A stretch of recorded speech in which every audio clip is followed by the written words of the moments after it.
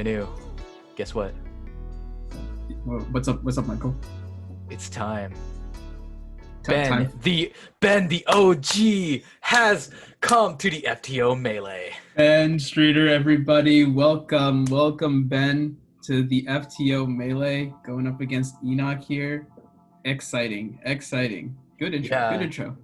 Yeah, I think so. Ben has been pretty much off the radar this entire time, and we actually scheduled the FTO Melee to make sure that he could participate in right, this. Yeah. We did some scheduling around Ben, but it's good to see that he's finally here. Completely Ben Streeter, man, a legend amongst men in the FTO community. Yeah. In case you're not aware, Ben is kind of probably one of the masterminds behind popularizing FTO, making it more accessible to everybody. He has a ton of good tutorials on his YouTube channel, Ben Puzzles, if you want to check that out, on how to solve the FTO using the Ben Cisco method.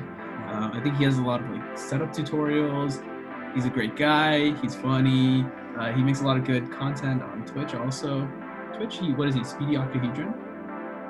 Twitch, yeah, Speedy Octahedron. YouTube is Ben Puzzles. Check the man out, dude. Incredible guy. Also check out Enoch Gray on Twitch. He's got some amazing stuff. I think he does mostly Mega Minx and 13 blind, and that is not a meme. He's very much trying to pursue the 13 blind world record, or I think he has it. He probably has it, because I think he has it. The only other person who I think he's even attempted big blind, I don't think Graham. Super big blind is Graham, but I don't think I think last I saw Graham was going through 9 by 9. Yeah, Graham has not gone that high, so I think Enoch has a world best. Or maybe I don't know if he's working on attempts. That might be, maybe there's no one who's completed it yet. I might have to tune in again to double check that. Yeah. Enoch incredible. And very, very good at FTO too. Yeah, if you guys didn't know Ben Streeter before you guys flame him and say the naming of his method called the Ben Cisco method, he did not come up with that name by himself. It was really? given, that name was given by the FTO community. It was not Ben. He is not a narcissist. Just an FYI.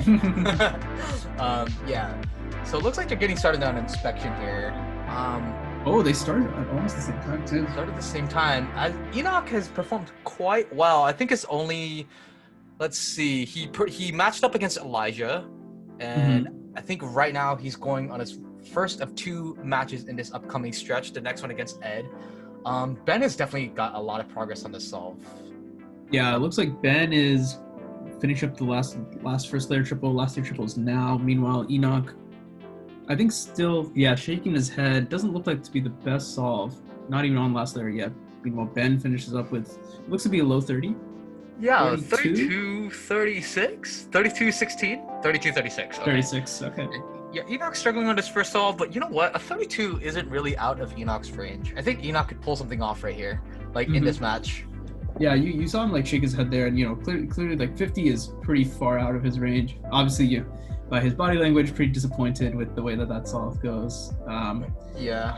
Yeah, I think in the match against Elijah, I think we saw him average a lot closer to 45, right? 44. Yeah, pretty much like that. I think Elijah and Enoch were averaging around that range. They were very close. But Ed the Rex man, Ed Dibley, also a participant in the FTO Melee, has mentioned that Ben, while he was off the radar, has developed some new tricks and has been practicing. So, ooh, exciting. I'm not really sure what that could entail, but expect some sub 30s from some serious sub 30 solves from Ben in the future. Maybe strings and strings of solves. We have no idea. Okay. I mean, this is the first time that we are, witnessing the man, the myth, the legend himself. So I'm sure we are definitely on track to at least see 8 more solves from him, if not many more.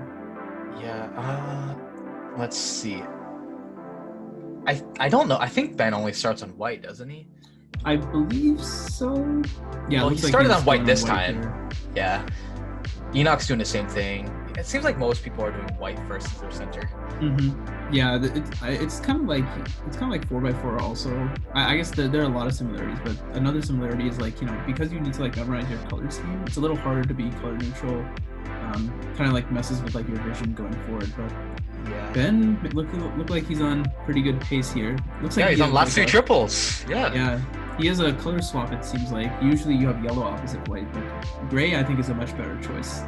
Yeah, definitely. He's definitely got a unique color scheme, I think. Enoch's doing okay, but definitely not on pace. That's an A perm, I think. Yeah. So Ben looks like he got a 38. Enoch with a 44. That's pretty close. Pretty close, but I feel like Ben did not get the best solve there. I feel like his like middle steps were like not as fast as they could have been, or at least as fast as they have been, especially in like the 32 solve. I wonder if he's just making a lot of like mistakes, because from it seems like Ben's not pausing that much. His solve seems pretty fluid, but at the times a little higher than usual. It makes me think he's a little rusty, but that kind of counters what Ed has been mentioning. Yeah. It might be that he's like trying new things out, and he's still in like the trying out phase. So that's true. That's definitely true. Very interesting that he chooses to do this in the competition format. Maybe he has the like kind of pep in his step, or he has the confidence to be like, oh, even if this like goes like slightly off, I can still like get clutch out some matches. That is true. Well, because like when I'm doing 3x3, I'm like, say for example, I'm practicing dual neutral. I want to do blue cross solves, which is my dual cross. I want to do blue cross solves in official settings, even though I'm not perfect at it, because I need to be able to practice under pressure situations. Right. True. So that might be related to what Ben is doing. If he's doing some new stuff that we don't know, that could be what's part of it. I know he's doing I know he's trying to see if half centers are worth learning. I think he's done some research to see that if half centers save like 3 or 4 moves on average. But Ben's already right now he's on a great solve here. Even before last 3, I think he got to the last 3 triples in 18. So this is shaping up to be, I think, an unlucky last 3 triples case. Otherwise, this could have been an insane solve.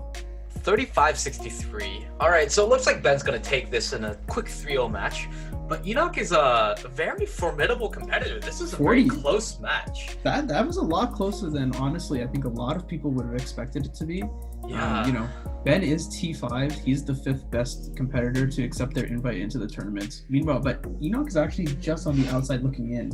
So kind of unfortunate here that it ended up being 3-0. Would have been great to see Enoch take a match or two, or a solve or two, but Enoch not too far behind. If he ends up in the losers bracket, he's definitely going to be a candidate to take all, to at least make it to the championship. Well, Enoch's got an uphill battle so far, because his next match is going to be against Ed, and Ed is actually T4. Yeah, if this is any indication, this is not a good sign for Enoch, but we're just going to have to see. Yeah, definitely. So stay tuned. Maybe Enoch will make an insane win over Ed.